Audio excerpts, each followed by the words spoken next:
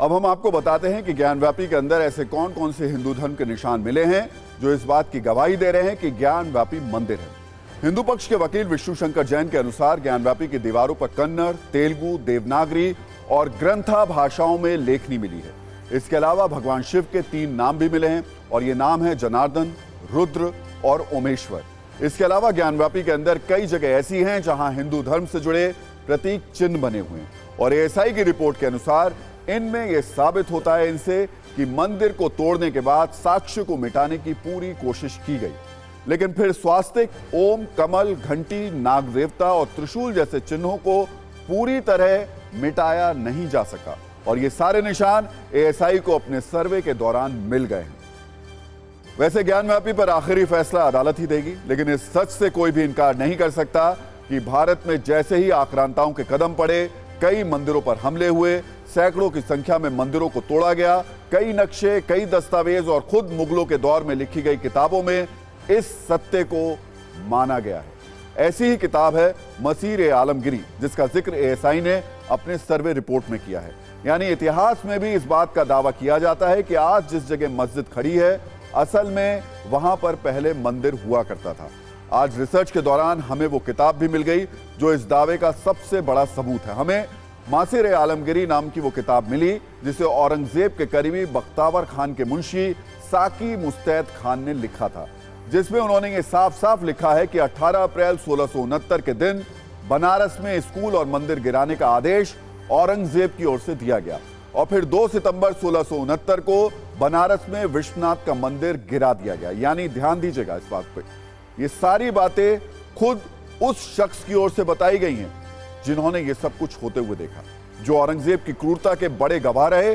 और सबसे बड़ी बात यह कि यह तारीख एएसआई की सर्वे रिपोर्ट में भी मौजूद है। इस सब के अलावा इतिहासकार एंड्रू ट्रस्के की एक किताब है औरंगजेब के ऊपर, the man and the myth. इसमें भी ये लिखा गया है कि ज्ञानव्यापी में आज भी बनारस में मौजूद है। ये मंदिर के अवशेष पर खड़ा एक स्थापत्य है और ये मुगल आधिकारिकता से नाफरमानी का परिणाम है। यानी जो तथ्य इतिहास में और किताबों में मौजूद है, वैसे ही तथ्य एएसआई की सर्वे रिपोर्ट में बताए गए हैं। इसे लेकर एक धर्म युद्ध भी शुरू हो गया है। अब आपको इस पर एक रील दिखा देते हैं।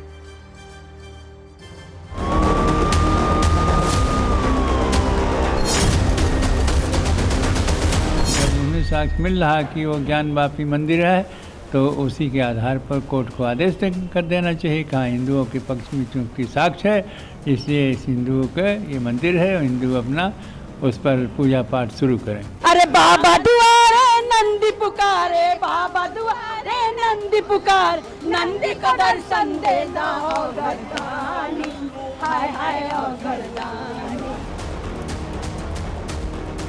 हिंदूवादी जितनी तंजीमें हैं वो इस बात का शोर मचा के सिर्फ ये बताना और जताना चाहते हैं कि हमें ये मस्जिद तोड़नी है। 1992 में जैसे हमने बाबरी मस्जिद को तोड़ा था शोर मचा के, जबरदस्ती दल और बल की ताकत पे, ऐसे ही हम इसको भी तोड़ने वाले हैं। आप देखना कोर्ट का फैसला आने से पहले ज्ञानव्यापी मस्जिद टूट जाएगी।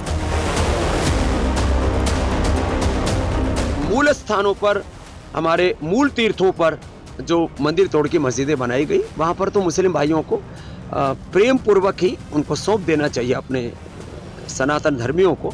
उससे देश में एक धार्मिक सहिष्णुता का, सद्भावना का, प्रेम का नया कीर्तिमान बनेगा। हमारा मानना है कि कभी किसी जमाने में मठ था बौद्धिस्टों का, क्योंकि शंकराचार्य के जमाने में बेहद में बौद्धिस्टों पर अत्याचार हुआ, सारे बौद्धिस्ट चाइना की तरफ पलायन कर गए। तो हर जमाने में कुछ ना कुछ बदलाव होता रहा है और कल्चरल रहा है। और मुसलमान मुट्ठी भर आए थे, कारीगर कल्चर यहीं का था, वही डेवलप किया, वही कारीगर थे। अभी आप 2.5 दिन के झोपड़ा दी कि वहाँ मूर्तियाँ मस्जिद में है, तो उसके क्या मतलब है?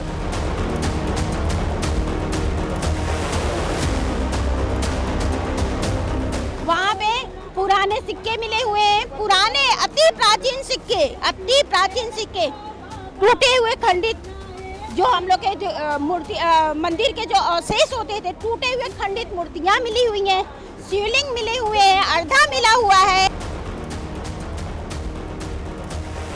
ये भी दीवारें चीख चीख कर बोल रही है कि भोलेनाथ का त्रिशूल भी दिख रहा है, और अवशेष दिख रहे हैं। तो ये कोई बुरा मानने वाली चीज़ नहीं। मैं तो कहता आया हूँ कि अगर हमारा राम मंदिर बना है, तो जिस दिन मस्जिद बनेगी उस दिन हम भी उन्हें बधाई देंगे, क्या तकलीफ है। वैसे एक सबसे पहला सवाल यह कि क्या जो अयोध्या में हुआ, क्या वो सब कुछ अब काशी में होगा? क्या अयोध्या वाला फॉर्मूला अब काशी में भी लागू होने वाला है? इस सवाल की वजह है वो टाइमलाइन जो दोनों मामलों में बिल्कुल एक जैसी है। साक्ष्यों में मौजूद सच के अनुसार वर्ष 1528 में बाबर ने राम मंदिर को तोड़ा और इसके बाद मस्जिद का निर्माण किया गया। ठीक इसी तरह वर्ष 1669 में औरंगजेब ने काशी में मंदिर तोड़ा और मस्जिद बनाई गई। अयोध्या में 1976 में विवादित स्थल का सर्वे किया गया। इसी तरह ज्ञानव्यापी में 6 मई 2022 कोर्ट कमिश्नर का सर्वे किया गया। अप्रैल 2003 में एएसआई ने अयोध्या में विवादित परिसर में खुदाई की, जबकि ज्ञानव्यापी में जुलाई 2023 में एएसआई का सर्वे शुरू किया गया। अयोध्या में विवादित स्थल की सर्वे रिपोर्ट अगस्त 2003 में आई, जबकि ज्ञानव्यापी की सर्वे रिपोर्ट जनवरी 2024 में सामने आई। अयोध्या की सर्वे रिपोर्ट में एएसआई ने यह बताया था कि मस्जिद के नीचे मंदिर के अवशेष हैं, ठीक वैसे ही जैसे ज्ञानव्यापी को लेकर दावा किया गया कि मंदिर को तोड़कर मस्जिद बनाई गई। कोर्ट के फैसले के बाद मस्जिद दूसरी तरह के बनाने का फैसला हुआ। इसलिए सवाल है, क्या अब ज्ञानव्यापी को लेकर भी वैसा ही कोई बड़ा फैसला होगा? जिस तरह राम जन्मभूमि पर भव्य राम मंदिर बनाया गया, क्या ठीक उसी तरह अब काशी में बाबा विश्वनाथ भी अपने मूल स्थान पर लौट आएंगे? अब इस सवाल को लेकर भी राजनीति शुरू हो गई है।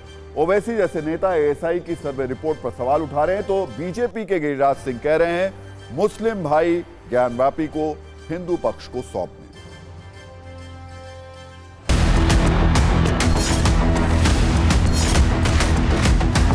मेरा यही अपील है कि मुस्लिम भाई जो दस्तावेज निकल के आए हैं एएसआई के, वो दस्तावेज के अनुसार आप मथुरा को, काशी को, काशी तो दे ही दें, जिससे आपसी मतभेद न रहे।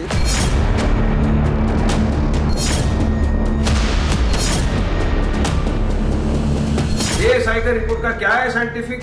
वो तो उन्हीं के लोग हैं ना, उन्हीं की तरफ से वो लोग करने वाले हैं सब।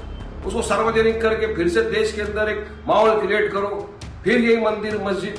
तो हम चाहते हैं कि इस तरह से रिपोर्ट को करके कुछ नहीं होता। आपको प्लेसेस ऑफ वर्शिप 1991 जो आज भी मौजूदा है, इम्प्लीमेंटेड है, उसको सबको मानना चाहिए।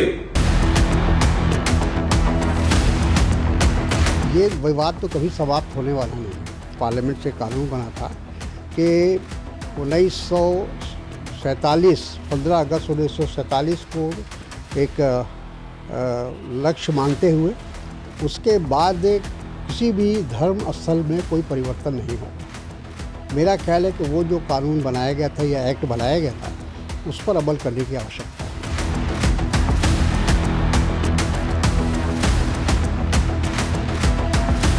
ये इसलिए कर रही है सरकार क्योंकि चरम सीमा महंगाई है, बेरोजगारी है, किसान की आय दोगुनी नहीं की, किसान से पैसा लेकर के ये विकसित भारत योजना चला रहे थे।